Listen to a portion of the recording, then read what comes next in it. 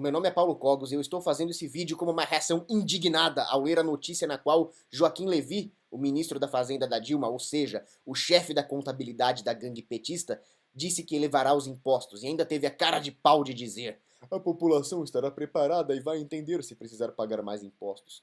O que ele está fazendo é mentir, enganar vocês, valendo-se de técnicas de propaganda e engenharia social para minar a resistência natural que as pessoas teriam contra esse esbulho. Ele está fazendo uma lavagem cerebral para que as pessoas aceitem passivamente esse assalto à mão armada, mas elas deveriam se rebelar. Esse vídeo é sobre tax resistance. Para começar, olhem bem para a cara desse Joaquim Levy e me fala se isso é gente. Ele parece um goblin do inferno.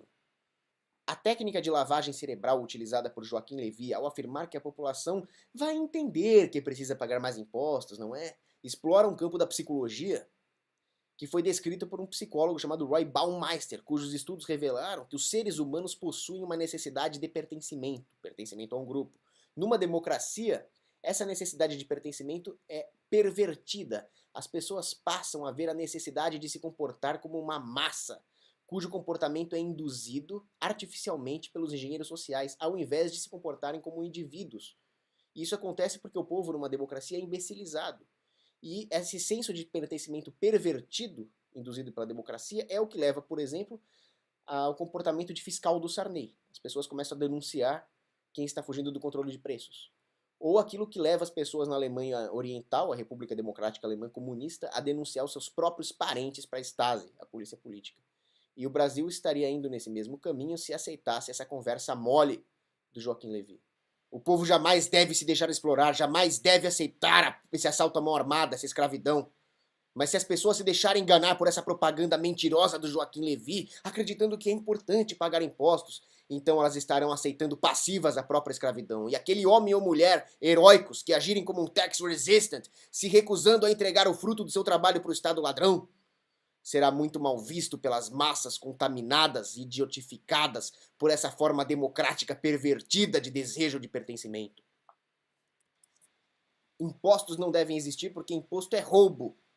E quem paga imposto é escravo. O cientista político Robert Nozick descreveu o seguinte cenário certa vez. Imagine que um homem é capturado por um senhor de escravo que lhe toma 100% dos frutos do seu trabalho. Este homem é um escravo, por definição. Mas e se o senhor de escravo tomar 95% dos frutos do trabalho dele e devolver para esse homem o necessário para sua subsistência? Ele continua sendo um escravo. E se for 80% também, 50% também, em que porcentagem ele deixa de ser um escravo? A única resposta possível para isso é zero. Qualquer imposto, por mínimo que seja, reduz um ser humano ao status de escravo. Mais tarde, Joaquim Levy chegou aos píncaros da desonestidade e do descaramento ao afirmar que o imposto seria uma forma de investimento. Isso é uma falácia econômica das mais graves que eu já ouvi na vida. Mas não pense que ele não entende de economia. Ele entende de economia. O que ele está fazendo é enganar o povo utilizando uma das estratégias que foi descrita por Arthur Schopenhauer no texto Como Vencer um Debate Sem Ter Razão. Um texto sobre as técnicas de dialética erística. A estratégia que ele usou se chama ad auditores. Consiste em fazer uma afirmação absurda, falaciosa, mas que exigiria do público um conhecimento técnico para entender o porquê que essa afirmação seria falaciosa. O público é a massa, é o povo, e eles não possuem o discernimento econômico para entender o quão absurda é a afirmação de que o imposto é um investimento. Investimento, no sentido econômico do termo, significa dispor de recursos para realocar ou produzir bens de capital visando um retorno positivo no futuro, através da produção de bens e serviços que sejam valorizados pelo consumidor. Ou seja, ao investir, o agente arrisca os seus recursos visando obter o lucro.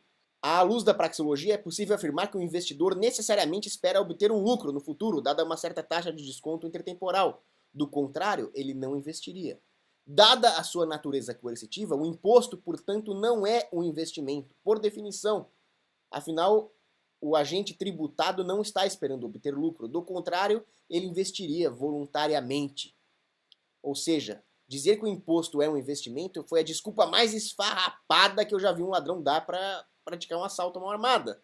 Joaquim Levy afirmou também que é necessário um acréscimo dos impostos para que a economia volte a crescer. Outra falácia econômica absurda, porque o imposto retira recursos daqueles que realmente produzem e os entregam para os parasitas que vivem de pilhar a sociedade. É mais uma vez o Estado querendo fazer o papel de investidor, de controlar os meios de produção. Isso é comunismo, já foi refutado por qualquer economista decente.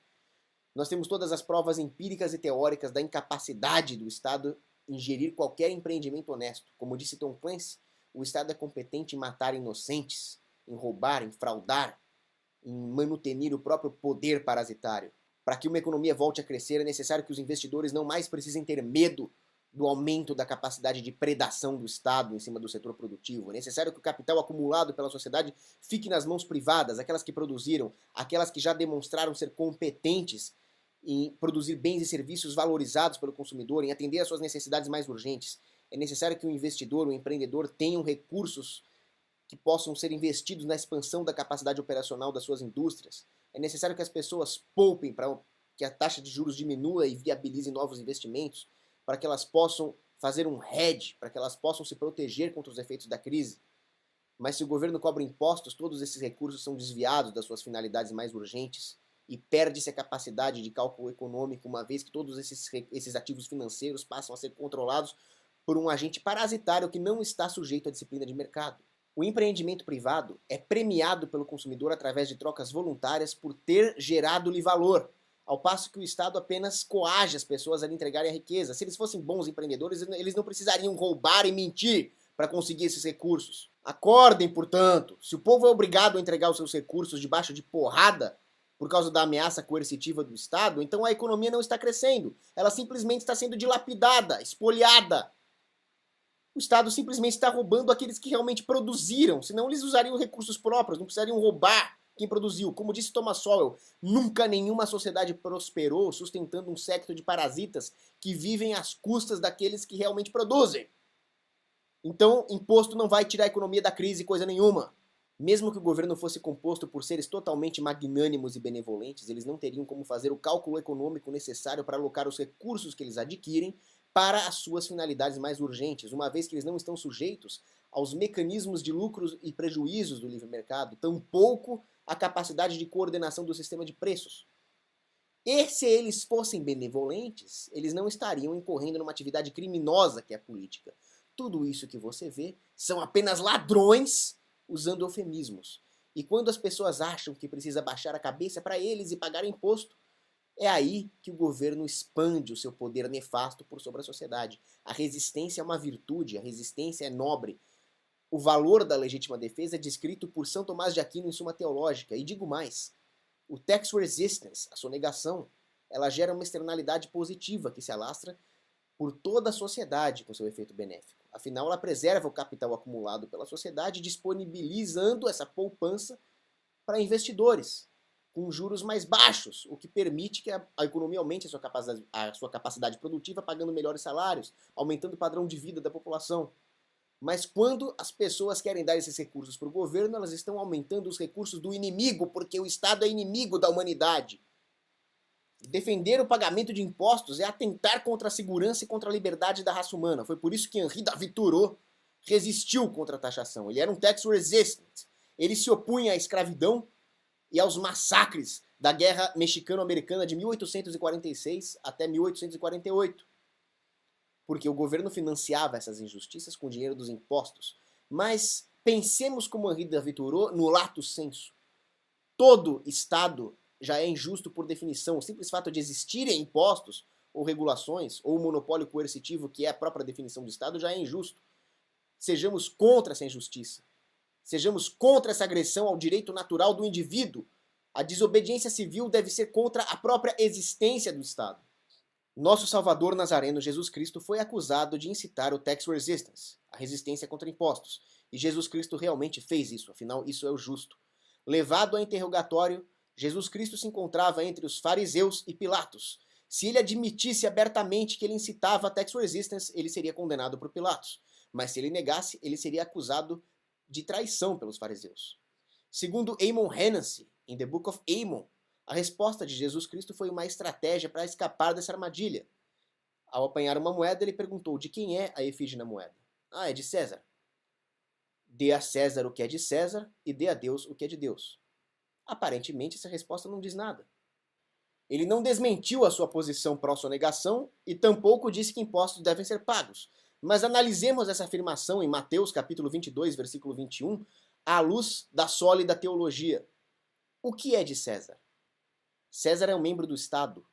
Tudo o que o Estado adquire é através da coerção, é através do roubo. Portanto, o Estado não possui propriedades legítimas. Portanto, César não possui propriedade legítima. Não dê nada a César. Vocês podem encontrar um excelente texto com essa interpretação escrito por Darrell Anderson, num site que eu recomendo muito, chamado God is an Anarchist. Deus é um anarquista. Dê a Deus o que é de Deus. O que Deus pediu dos homens. Amor ao próximo. Respeitar os direitos de propriedade dos seus semelhantes e impedir que o opressor expanda suas capacidades é amor ao próximo, é amor a Deus. Querer dar o que é dos outros é uma maldade. Numa democracia, que é um leilão profano de bens roubados, isso chega a ser ainda mais torpe. Porque aí a pessoa apoia o roubo do próximo para dar para ela. Ou seja, a democracia é o subsídio da inveja, é a catalisadora da maldade, é o pináculo do ódio. É o contrário do amor cristão. Tudo que o Estado tem, ele tirou de alguém. Se você quer alguma coisa do Estado, você está apoiando o roubo, e Jesus Cristo jamais apoiaria uma coisa dessa. Essa interpretação teológica é corroborada por Atos, capítulo 5, versículo 29. E Pedro disse aos apóstolos: obedeçam a Deus ao invés dos homens. Não obedeçam a César. Este amor ao próximo, essa empatia com o ser humano ao qual me referi, foi demonstrada por Lady Godiva, uma linda condessa que viveu no século XI e que era casada com um homem mau, o conde Leofrico da Mércia, que governava o seu povo cruelmente, esmagando debaixo de pesados tributos. Penalizada com a situação desse povo sofrido, ela pediu para o marido suspender essa tributação, mas ele negou. Mas tanto ela insistiu que ele estabeleceu uma condição. O conde Leofrico era um sociopata. Ele falou para a Lady Godiva desfilar nua por Coventry em cima de um cavalo, que só um sociopata para pedir para a própria mulher desfilar nua pela cidade.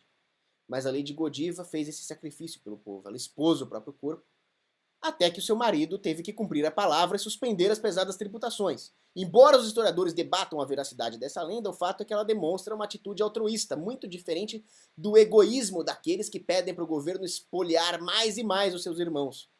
E acabam sendo espolhados junto, afinal é uma atitude estúpida.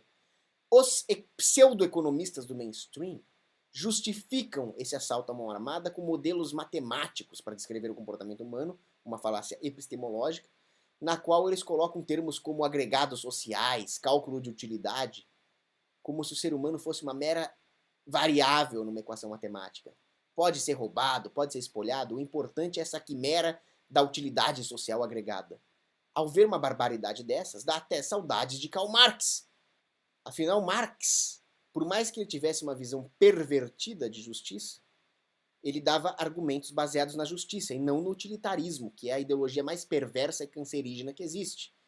Durante as revoluções de 1848 nos estados germânicos, conhecidas como Marsrevolution, não sei falar alemão, mas deve ser alguma coisa parecida com isso, a aristocracia monárquica proibiu o parlamento popularmente eleito, a Assembleia Nacional, de se formar. E então, diante disso, Marx, que considerava isso uma injustiça, disse o seguinte: daqui para frente todos os impostos estão abolidos. Será considerada alta traição pagar impostos. A recusa de pagar impostos é um dever do cidadão. Marx considerava aquilo uma injustiça, mas todos os governos são injustos. Portanto, eu concordo com Marx. É um dever do cidadão não pagar impostos. É um dever do cidadão usar a tax resistance como uma forma de protesto e desobediência civil contra as injustiças. Eu poderia citar muitos exemplos históricos de resistência contra o pagamento de impostos. Vou citar alguns, por exemplo, a revolta de Bambata, na África do Sul, em 1906, contra um poll tax, um imposto único de 1 libra, imposto pelos britânicos, que viria a se somar a outros impostos. Houve uma revolta, infelizmente, os Zulus, liderados por Bambata, perderam. Se eu pudesse, eu voltaria no tempo e venderia tanques T-14 para os Zulus. Outro exemplo aconteceu em 1781, quando os secessionistas de New Hampshire apoiaram a República de Vermont, que se separava, através da sonegação de impostos. É a nobre causa do separatismo. Eles se recusaram a financiar o inimigo. Infelizmente, eles perderam também. Mas o fato é que esses homens e mulheres revoltosos eram corajosos e altruístas, muito diferentes da covardia egoísta daqueles que fazem apologia do imposto hoje. Vocês querem roubar os outros? Isso se volta contra você. O que as pessoas devem entender é que ser taxado é ser humilhado. O imposto é uma forma de humilhação. Dou um exemplo.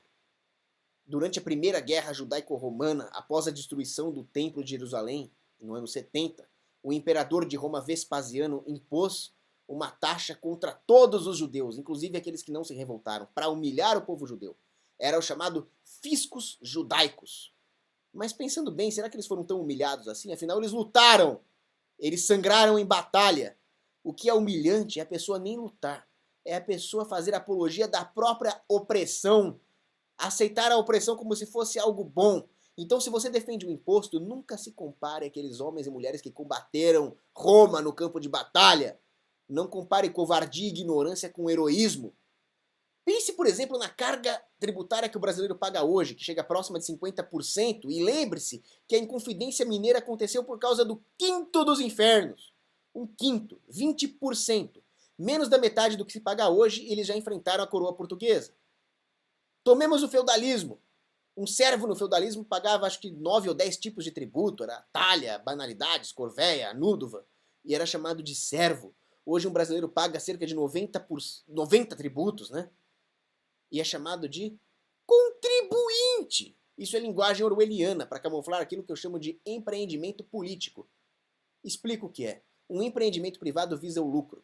Uma parte desses lucros é dada para o acionista na forma de dividendos e outra parte é reinvestida na expansão das operações da empresa. O Estado é uma empresa privada espúria, criminosa, que infelizmente as pessoas apoiam, e que visa a manutenção da sua posição parasitária de poder. Os dividendos são pagos para os seus acionistas. É por isso que o filho do Lula, o Lulinha, tem aquelas mansões. É por isso que o filho do ditador Teodoro Obiang, da Guiné Equatorial, anda lá pelo Oriente Médio, naqueles carrões com aquelas mulheres todas. Isso é o dividendo. Agora, existe um investimento na expansão das operações estatais. Uma parte disso é a opressão. O governo investe no seu aparato policial para oprimir ainda mais o povo cobrando impostos. Mas isso não é uma polícia, isso é uma máfia fardada que usa o nome de polícia para se legitimar. Eles praticam assalto à mão armada, ou pior, escravidão, que é o assalto sistemático. De vez em quando, essa máfia fardada exerce muito mal e porcamente a função de polícia. Mas isso um mafioso também faz, isso Al Capone também faz. Um traficante também faz isso no morro. Agora, o povo armado e empresas privadas de segurança fariam esse serviço muito melhor, mas a polícia estatal, a máfia fardada, não deixa. Mas o Estado consegue fazer coisas ainda piores. Não é só opressão. Se o Estado vivesse só de expandir as suas operações de opressão, as pessoas se rebelariam. Imagine, por exemplo, se o Joaquim Levy aumentasse a carga tributária para 95%. O povo iria derrubar o governo. E acabar esse mimimi de que a Dilma foi eleita democraticamente. Não, as pessoas iam lá arrancar a Dilma. Mas a panela vai esquentando aos poucos e os sapos não percebem. E o governo investe, portanto, em mecanismos de legitimação psicossocial dessa exploração. Se baseia, por exemplo, em falácias econômicas. Ou pior, na criação de fraquezas, na criação de dependência, na promoção da fraqueza de caráter. Por exemplo, o Bolsa Família, o assistencialismo. Ou pior, na imbecilização das crianças através do MEC e das escolas públicas. Vocês não vão pensar, vocês não vão ser ingênuos o suficiente para achar que o governo vai chegar aqui e falar: eu sou o ditador, eu sou o Stalin, eu sou o Hitler, e vocês são meus escravos. É claro que ele não vai fazer isso. É claro que ele vai falar que é muito importante os investimentos sociais e todo aquele blá blá blá e todo aquele negócio de bens públicos. É muito fácil ser contra as ditaduras. O que é difícil é identificar o que é uma ditadura. E eu digo para vocês, essa é uma. E aí o governo cria cisâneas, destrói o tecido social, através das próprias contradições socioeconômicas impostas pela intervenção estatal na economia. E as pessoas começam a brigar entre si e esquecem quem é o real inimigo. E aí é negro brigando com branco por causa de cota, e homem brigando com mulher por causa de mimimi feminista machista, e é empregador brigando com empregado por causa de legislação trabalhista, e é jovem brigando com aposentado por causa de previdência, lobby pra lá, lobby pra cá. E a sociedade briga e esquece que a Receita Federal vai taxar todos eles. É o Estado dividindo para conquistar, impedindo que a sociedade se coordene e forme um vetor de resistência. Ao mesmo tempo, a democracia subsidia a inveja e a ignorância, que são catalisadores da passividade. Ou pior, catalisadores da apologia à exploração do próximo. Afinal, a democracia faz com que os agentes pensem a curto prazo. Como Hoppe explicou, ela promove um aumento da preferência temporal dos agentes.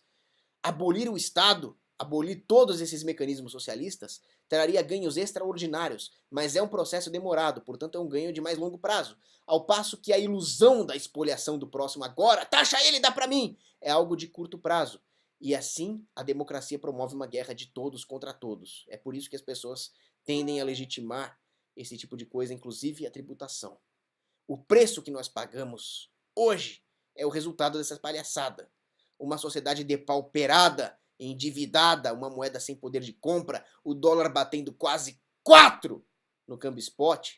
E digo mais, a pior fase da recessão, anotem aí, ainda está por vir. E tudo isso é o resultado de querer as coisas dadas pelas mãos sanguinolentas e demoníacas do Estado, uma via aparentemente fácil, mas que cobra um preço impagável. Deixem os recursos nas mãos dos pobres para que eles possam se proteger de uma crise, fazer um hedge, poupar. Deixem na mão do empreendedor privado para que eles possam especular de forma melhor precificar os ativos, formar estoques, investir em bens de capital. Vocês realmente acham que o governo vai pegar os seus recursos e frugalmente gerir o seu dinheiro melhor do que você? Já ouviu falar da lei de Parkinson? Ela descreve um fenômeno através do qual, à medida em que o governo expande as suas receitas, através do aumento de impostos, por exemplo, os gastos do governo vêm de encontro a essa receita. Em outras palavras, o governo é um saco sem fundo. Os gastos governamentais vão aumentar até que haja um outro déficit fiscal e eles venham de novo dizer que precisa aumentar os impostos. Isso nunca para. A única coisa que vai aumentar é o peso da bota estatal pisoteando os rostos humanos. Como romper esse ciclo vicioso? Só tem um jeito. Com a ética. Todo ser humano tem o direito natural de não ser agredido. Portanto, de não ser roubado, e imposto é roubo. Portanto, não devem haver impostos e acabou. Ah, mas o governo tem dívida. Problema deles. Eles que se estrepem. Os banqueiros foram emprestar para o governo, agora vão ficar sem. O outro comprou o título da dívida pública, todo investimento tem risco. Eles foram emprestar para um agente que nada produz, agora vão ficar sem. Se eu estou devendo para o João, eu não tenho o direito de assaltar Antônio para pagar João. Ah, mas e os investidores estrangeiros? Eles vão emprestar dinheiro para os investidores privados on a case-by-case basis. As pessoas devem entender que o que as agências de rating, como a Standard & Poor's, que baixou a nota do Brasil, avaliam, é a quantidade de ingerências que um governo pratica na sua economia através das intervenções. Agora, se um empreendimento privado vai mal e não sabe gerir os seus ativos, as pessoas simplesmente param de financiá-lo e ele vai à falência. Agora, o governo comete as ingerências e aí ele quer mais verba, mais aporte. Então, de brincadeira. Temos que resistir. Os governos se expandem quando as pessoas erroneamente atribuem alguma utilidade ao governo, que é uma estupidez e ainda por cima atropelam a ética.